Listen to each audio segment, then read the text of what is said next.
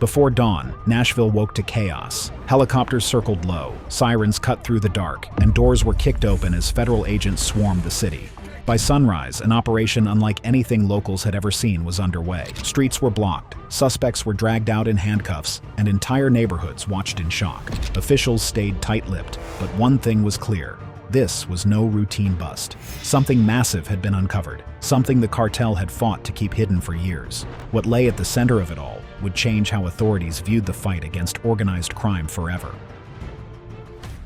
The day Nashville woke up to war. In the early hours of the morning, long before sunrise, Nashville was shaken awake by a terrifying chain of sounds. Helicopters thundered above, their bright searchlights cutting across rooftops and dark streets. Sirens wailed from every direction, blending into the sharp, urgent pounding on doors as tactical teams moved in.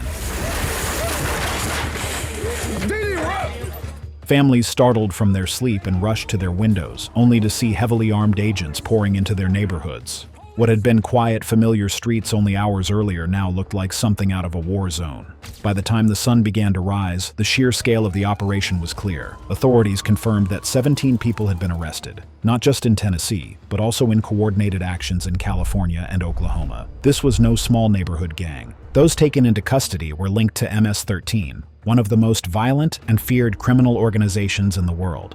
According to officials, the group had been quietly running a highly organized network right inside Nashville, using the city as a key point for moving drugs, weapons, and money across the country. The raids also revealed how deeply this network had embedded itself into the community. Investigators reported that those arrested were not just low-level street dealers. Among them were suspected enforcers responsible for violence, distributors managing drug shipments, and trusted associates who handled cash and logistics. This wasn't a random sweep. It was a targeted strike designed to cripple the core of the operation in one decisive blow. For local residents, the experience was surreal and frightening. According to some accounts, it felt as if a military battle had erupted overnight. Neighbors peeked cautiously through blinds, watching agents go door to door, while parents held their children close, unsure of what danger might still be lurking. At first glance, it seemed to the public like a dramatic drug bust, the kind of operation that makes headlines for a few days before fading away. But officials quickly made it clear this was far more serious. The DEA was dismantling a cartel-linked network that had operated largely in secret. Their years of silence and secrecy were suddenly over. Yet beneath the flashing lights and chaotic images captured by the news, there was an even darker truth. The bust was only the final move in a long and silent battle, one that had been unfolding quietly for months. To truly understand how such a powerful network was able to grow unchecked in Nashville, we must step back and see how it all began, when investigators first started pulling the threads of a plan that would change everything. 9 months undercover. The dramatic raid that shook Nashville awake was not a last-minute plan or a lucky break. It was the result of 9 months of quiet, careful work carried out in total secrecy. During this time, federal agents built their case piece by piece, knowing that one wrong move could expose their efforts and allow the cartel-linked group to disappear. Their mission was not just to arrest a few gang members, but to completely dismantle an entire network operating across several states. According to reports, investigators relied on a wide range of tactics to gather evidence without alerting the suspects. Surveillance teams used hidden cameras and unmarked vehicles to track movements. Wiretaps were placed on phones to capture conversations. Undercover agents carried out controlled drug buys, posing as reliable buyers to gain the trust of low-level members. Each successful buy provided physical evidence while also revealing more about how the organization operated. Meanwhile, financial experts traced suspicious cash deposits and money transfers, looking for patterns that tied street-level activities to the higher-ups controlling the operation. As agents dug deeper, they began to see how disciplined and organized the cartel was. The group operated like a machine. Each member had a specific role. Some focused on smuggling, others on storage, others on distribution, and a separate group on enforcement and intimidation. The entire system was compartmentalized, meaning no one person had a full picture of the network. This strategy protected the leadership. Even if a street-level dealer was arrested, they could only reveal limited information, leaving the higher-ranking members safely in the shadows. This structure made the investigation incredibly difficult. Agents were forced to connect fragments of intelligence while keeping their presence completely hidden. According to reports, the cartel frequently changed its codes, burner phones, and meeting locations to avoid being tracked. Every new lead required agents to adapt quickly or risk losing their progress. By late summer, the investigation had reached a critical point. The DEA finally had enough evidence to act, but there was enormous pressure to get the timing right. Waiting too long could lead to leaks or give suspects time to destroy evidence and disappear. Moving too soon could leave parts of the network untouched, allowing them to rebuild. After weeks of careful planning, the decision was made to strike all key locations at once. The goal was to move faster than the cartel could react, cutting off every escape route and hitting the organization so hard that it could not recover. This bold plan set the stage for the explosive morning raid that would shock Nashville and reveal just how deeply this network had embedded itself in the city. The $500 million empire exposed. When the raids were over and the suspects were in custody, federal agents finally had the chance to step inside the safe houses and storage locations that had fueled the cartel's operation. What they found stopped even the most experienced investigators in their tracks. These were not small-scale drug stashes hidden in closets or under beds. They were full-blown distribution hubs, designed to move illegal products with the speed and precision of a legitimate business. Rows of crates were stacked high, packed tightly with a staggering variety of substances. According to officials, the seizures included massive amounts of marijuana, cocaine, counterfeit prescription pills, THC vapes, and even rare liquid psilocybin. These were not loose bags tossed together. Everything was carefully organized, labeled, and ready for shipment. The estimated total value reached $500 million. The number was so overwhelming that some agents reportedly took a moment just to absorb the scale of what they were seeing. It was the kind of operation more commonly found in international cartel strongholds, not in a city like Nashville. This was not street-level dealing. It was wholesale distribution on a massive scale. The volume of drugs indicated a network supplying other dealers, who then spread the products into different cities and neighborhoods across multiple states. For every shipment seized that morning, investigators believed several others had already slipped through undetected, quietly reaching communities, where they would destroy lives through addiction, overdoses, and violence. Each container represented thousands of doses ready to flood local streets. Alongside the drugs, agents uncovered a disturbing cache of weapons.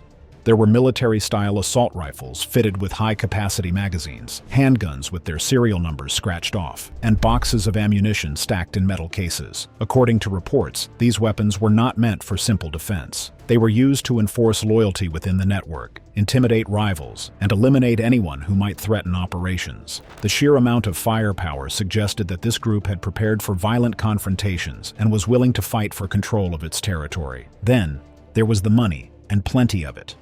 Bundles of cash were discovered wrapped in plastic, sorted by amount, and marked with tags. These markings, according to investigators, pointed to a sophisticated laundering system. Each package of money was likely tracked and moved through a network of businesses and accounts to make it appear legitimate.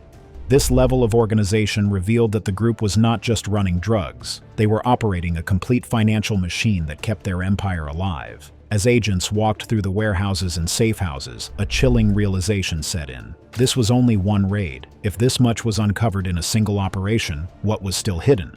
Some experts speculated that there could be an entire unseen infrastructure spread across multiple states, with higher-level figures directing everything from the shadows. The drugs, weapons, and money were only the surface, a visible layer of something far more powerful and complex. This raised a disturbing question that no one could ignore. Was this massive seizure truly a victory, or was it only the first glimpse of an empire much larger and more dangerous than anyone had imagined? To find out, investigators would have to look closely at the organization behind it all, the notorious MS-13, and uncover how they had managed to build such a vast, secretive network in the heart of Nashville. MS-13's grip on America. MS-13's story begins far from Nashville, decades before the recent raid. The gang was born in Los Angeles during the 1980s, formed by immigrants fleeing the brutal civil wars that tore apart countries like El Salvador, Honduras, and Guatemala. Many of these young men grew up surrounded by chaos and death. Some had experience with weapons and combat long before they ever reached U.S. soil. When they arrived in America, they often landed in dangerous neighborhoods where survival depended on forming groups for protection. What started as a loose street gang quickly evolved into a structured and violent organization as the U.S. government began deporting gang members back to their home countries. The problem grew worse instead of disappearing. Each deportation sent hardened, connected, and violent individuals back to nations that were already unstable and struggling with weak law enforcement. According to reports, this created a cycle that strengthened MS-13 on two fronts. In Central America, the deported members built new factions, while in the United States, their remaining contacts continued to recruit and expand. Over the years, MS-13 grew into a transnational threat, linking cities and countries together through an underground web of crime, money, and fear. Today, MS-13 functions like a shadow government. It does not just commit crimes for profit, it rules communities through violence and intimidation. Their methods are notoriously brutal. Extortion is a constant source of income, with local businesses forced to pay for protection under threat of death. Kidnapping and human trafficking are also part of their operations, bringing in money and reinforcing control. Murder is routine, not only to punish betrayal, but to send a message to entire neighborhoods. Their chilling motto, Mata, Controla, Viola, which translates to kill, control, rape, is more than words. It is a code of conduct, a reminder to both members and civilians that MS-13's rule is absolute and without mercy. This climate of fear silences communities. In several U.S. cities, including Nashville, MS-13 blends into immigrant neighborhoods, making it difficult for police to track their activities without harming innocent residents. According to locals, people often stay silent even when they witness violence because they fear brutal retaliation against themselves or their families. This silence has allowed the gang to expand quietly and without drawing widespread attention. By the time the DEA finally moved in, MS-13's influence in Nashville had grown far beyond simple street crime. What was unfolding in the city was no longer just a local gang problem. It had become a dangerous national security issue, with tentacles stretching across state lines and even reaching into other countries. The evidence of their reach was undeniable, but it still left a pressing question hanging in the air. How could an organization this violent and far-reaching operate so quietly, staying almost invisible to the public eye? The answer would only be found by pulling back the curtain on the hidden network they had built to protect their empire. The hidden network. The cartel's operation in Nashville was not just powerful, it was invisible. According to investigators, this network was built over many years, with careful planning and constant adjustments to stay one step ahead of law enforcement. It was a living system that could change shape whenever it was threatened, making it extremely difficult to track. At its core, every part of the operation served a specific purpose, and one of the most critical was transportation. Without reliable ways to move drugs, weapons, and money, the entire network would collapse. For the cartel, transportation was not simply about moving product from one place to another. It was about doing it without anyone noticing. To accomplish this, they disguised their shipments to blend in perfectly with legitimate commerce. Drugs were hidden inside freight shipments that traveled along the same routes as everyday goods. Some were packed inside delivery trucks carrying groceries, furniture, or construction materials, while others were smuggled through rental vehicles that looked completely harmless in city traffic. At first glance, these vehicles were no different from thousands of others on the road. According to reports, drivers often carried fake invoices and delivery logs to make the shipments look completely official if they were ever stopped by police.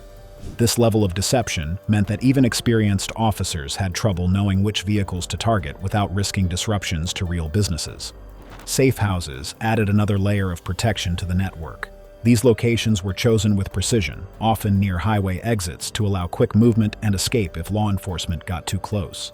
From the outside, these houses appeared completely normal. They were nestled in quiet neighborhoods where families lived side by side, completely unaware of the danger so close to their homes. Some families later told authorities they were stunned to learn that a house just a few doors down had been storing large amounts of drugs, piles of cash, and dangerous weapons. Investigators reported that some safe houses were so advanced that they included escape tunnels or hidden rooms designed to hide evidence in case of a raid. The communication system was equally sophisticated. The group relied heavily on prepaid burner phones that were swapped out weekly to avoid tracking. Their conversations were layered with coded language. For example, a message about the weather clearing up could secretly mean a shipment had arrived safely, while a reference to a family gathering might signal a meeting or delivery. Even if someone overheard, it would sound like an innocent conversation. Recruitment was also tightly controlled. Some recruits were lured in with promises of money and status, while others were forced to join through threats and intimidation. According to reports, entire neighborhoods knew who held the power. Speaking out was seen as a death sentence, not only for the individual, but for their entire family. Over time, fear became just as valuable to the cartel as the cash moving through its hands. This system had been carefully refined over years, adapting every time law enforcement came close. Breaking through it would take more than luck or a single agency's effort. It would require multiple forces moving together like a single machine, ready to strike before the cartel even realized what was happening. The multi-agency strike team. From the very beginning, it was clear to the DEA that this operation was unlike anything they had faced before. The network they were tracking stretched across multiple states and involved far more than just drug trafficking. It touched weapons smuggling, cross-border movement, and large-scale financial crimes. According to officials, past attempts to go after similar groups had failed because no single agency could see the entire picture. Each group would only get a piece of the puzzle, and by the time they acted, the cartel had already shifted its operations. This time, failure was not an option. To succeed, law enforcement would need to form a united front and strike with perfect coordination. The DEA took the lead, but knew they needed other agencies to cover areas where their resources were limited. The FBI brought advanced cyber tools and intelligence-gathering expertise. Their agents helped intercept encrypted text messages and map out hidden communication networks that were impossible to detect with traditional methods. A TF focused on the weapons side of the operation, tracing seized firearms back to their origins. In several cases, they were able to link rifles and pistols directly to gang members higher up in the chain of command. ICE handled the international elements, tracking how cartel members and shipments moved between the United States and Central America. Local law enforcement was just as important. The Metro Nashville Police Department gave investigators critical insight into the communities where MS-13 had been operating quietly. They identified neighborhoods that were at risk and provided intelligence that outsiders would have struggled to gather. This helped federal agents target the right locations while avoiding harm to innocent families. The U.S. Marshals Service handled high-risk arrests and fugitive captures, making sure that the most dangerous suspects had no chance to escape or fight back. According to reports, the planning sessions were intense. Maps covered the walls, and live intelligence updates were displayed on screens as agents worked late into the night. Secrecy was crucial. Everyone involved understood that even a single leak could destroy the entire operation. If the cartel caught wind of what was coming, they could destroy evidence, move their money, or disappear into the shadows. Every detail, from timing to location, had to be precise. On the day of the raid, timing was everything. Teams moved in simultaneously across Tennessee, California, and Oklahoma. At the exact same moment, doors were kicked in, helicopters circled overhead, and agents flooded the streets. The cartel had no time to react. There were no warning calls, no shipments moved to safety, and no evidence destroyed. The speed and coordination left the gang completely paralyzed. When agents finally breached these locations, what they found stunned even the most experienced among them. The scale of what they were looking at went far beyond what anyone had expected. Nashville was not just another stop on the cartel's map. It was becoming clear that the city might be serving as a central hub for U.S. operations. This realization left a chilling question hanging in the air. If Nashville was this deeply involved, how much more remained hidden across the country? The answer would soon come to light, and it would change the way everyone understood the scope of this threat. The big reveal, a hub of the U.S. cartel war. In the hours after the raid, as the chaos of the morning began to settle, a new and more meticulous phase of the operation began. Arrests had been made and locations were secured, but now came the most critical task: understanding exactly what had been uncovered. Trucks loaded with evidence from Tennessee, California, and Oklahoma arrived at secure facilities. Teams of specialists worked side by side, examining every item. It was a slow and exhausting process, but everyone involved knew that somewhere in this mountain of data lay the truth about what they had been fighting against. At first, many believed they were simply cataloging the results of a successful operation. Drugs, weapons, cash, and lists of suspects were logged and photographed. It felt like the aftermath of a major bust, the kind federal agents had seen before. But as the evidence was compared and connected, strange patterns began to emerge. Investigators started to realize that this was no ordinary gang cell. It was something far more advanced and dangerous than anyone had imagined. The turning point came when cyber units began digging into the digital devices seized during the raids. Dozens of phones, laptops, and encrypted drives were analyzed line by line. At first, the files seemed random. Numbers, short texts, and codes that made little sense. But as analysts pieced them together, they began to form a map. Identical codes were appearing across devices from different states. Repeated numbers linked to suspicious shipments. Slowly, a disturbing picture took shape. Nashville was not simply a pass-through city for cartel shipments. It was the point where drugs from the Southwest converged before being divided and redistributed across the East Coast and Midwest. Then came the financial evidence. Inside several of the safe houses, investigators found bundles of cash stacked in hidden compartments, each carefully marked with dates and codes. Alongside the cash were records of fake businesses that appeared completely legitimate from the outside. According to reports, some of these businesses had storefronts, employees, and even tax records. Neighbors would have had no reason to suspect anything was wrong. In reality, these fronts existed solely to move cartel profits through the financial system without detection. Investigators believe millions of dollars flowed through these operations each month, blending illegal money with legitimate revenue in a way that made it almost impossible to trace. The most shocking discovery came when this financial information was matched with intercepted communications. At first, these messages seemed harmless, like routine conversations about schedules or deliveries. But when compared with the ledger codes and digital records, their true meaning was revealed. Nashville was not just storing drugs or hiding money, it was giving orders. Instructions were sent to crews operating hundreds of miles away, dictating shipment routes, payment schedules, and even when to use violence to maintain control. What had seemed like a local gang operation was actually a command center, directing a network that stretched across multiple states. The discovery was both a victory and a warning. If a network of this scale could grow quietly in Tennessee, how many other cities might be hiding similar operations? For every hub dismantled, others could still be running silently, ready to take its place.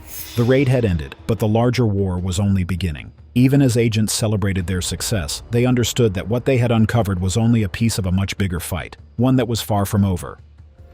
The aftermath and what comes next. In the days following the massive raid, a wave of emotion swept through Nashville and the surrounding communities. Relief was the most immediate feeling. After months of fear and silence, many residents felt as though a heavy weight had been lifted. Streets that had once been dominated by whispers of MS-13 activity now seemed safer. Families could walk outside without constantly looking over their shoulders. But that relief was quickly tempered by unease. According to locals, there were quiet worries that the sudden power vacuum could lead to more violence. Some feared that rival gangs might try to move in and claim the territory that MS-13 had lost. Others wondered if scattered members of the busted network might regroup and retaliate. These fears prompted the DEA and local law enforcement to maintain an aggressive presence. Patrols were increased, checkpoints were established, and community meetings were held to reassure residents that they would not be left vulnerable.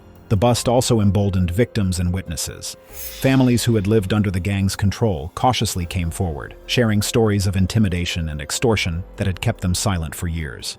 Some local businesses provided evidence of forced payments and laundering schemes, information they had been too afraid to report before. Despite these victories, analysts warned that the fight was far from over. Cartels are known to adapt quickly, routes can shift overnight, and new leaders can rise to replace those who were arrested. There were concerns that the raid, while a major blow, had also revealed how much law enforcement now understood about the network. According to some experts, this knowledge might push the cartel to evolve its tactics, making future investigations even more difficult.